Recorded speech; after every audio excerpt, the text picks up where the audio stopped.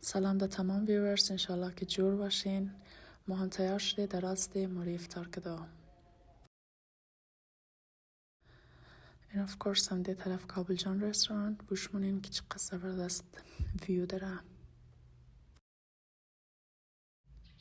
اینجا هم متازه این تر شده در رستوران.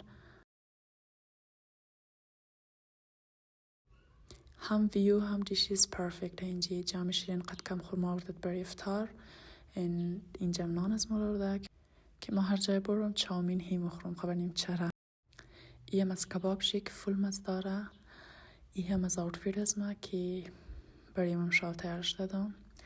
چای سرویس از نازده وجبات شروع شدم زو خاطر مزیاد ویت نکدی. تمام بدرش دی که برای آیسکریم بخوری. این اف کورس بست آپشن بریزی که برای آیسکریم بخوری بیبریه.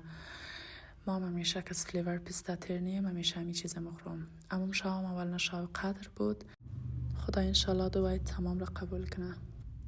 ایمان بارا نرفته دوم این سال شاو اول قدر در خانه بودم. باز یک کم اگریست کدم.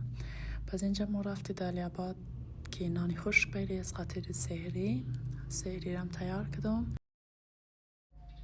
این هم بود از این شاونه ولاگ از ما. See you guys بخیر the next vlog.